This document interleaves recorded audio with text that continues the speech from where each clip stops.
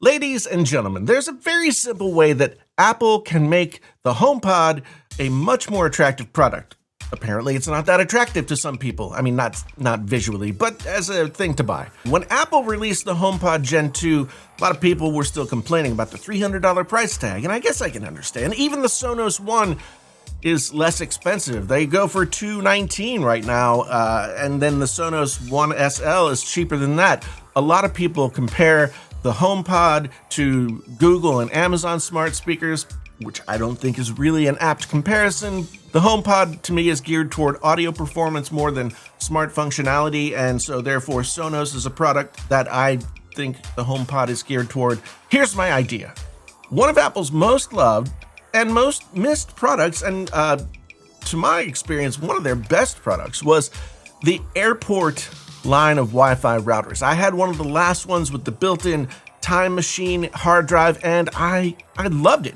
And the Airport devices were by far the most feature-rich Wi-Fi routers I'd ever used. The Airport Time Capsule that I had all the features of the regular Airport Extreme, but it also had a server-grade 2TB hard drive that I could select from my network as my Time Machine backup target. So much more peace of mind than relying on an off-the-shelf Western Digital or whatever drive that I always seem to knock off the desk, and I think I have like 15 of them in storage because I can't bring myself to throw away that much money. When Apple discontinued the Airport line, people were generally kind of confused. Yes, the Airport Time Capsule was expensive at $299 for a 2TB and $399 for a 3TB.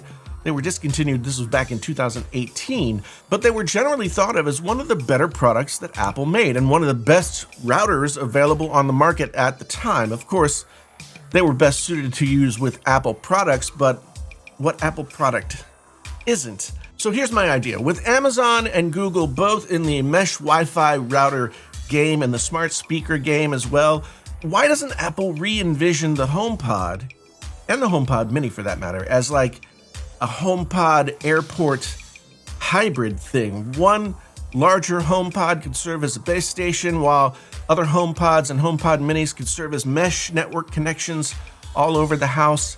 Since one of the best features of the HomePod line is easy whole home audio, imagine that they're also serving double duty as mesh nodes for your wireless network. And the HomePod Airport thing could have an Ethernet port, so you could plug right into your Apple TV and get a better signal than just Wi-Fi. HomePod Minis in bedrooms or other hard-to-reach areas of your home would have no problem with speed drop-off because the base station is too far away. This, to me, just seems like a no-brainer. Google actually did have speakers in a version of their Google Nest Wi-Fi, whatever it was, but they took that feature away when they just recently released the Nest Pro. I never used that product, but I think it was at least like a Google Home kind of like, hey, Google, do this thing kind of situation. I imagine the purpose was more for smart features than for listening enjoyment, but imagine a Wi-Fi mesh node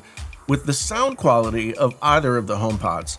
That would be a value add that no one else in the market could match. Sonos doesn't have that, Google doesn't have that, Amazon doesn't have that. There's nothing out there that has that kind of functionality. And nobody that could really do it probably as well as Apple could do, based on their quality of the sound in the HomePods, as well as how good the Airport devices were to begin with.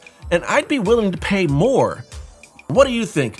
Would you line up to get a HomePod Wi-Fi Airport Extreme thing and have a mesh network all over your house? Let me know down in the comments below. Otherwise, thanks so much for being here. My name is Jason, sometimes known as the JTL. This is Painfully Honest Tech. So honest it hurts. Until the next time, I'm out.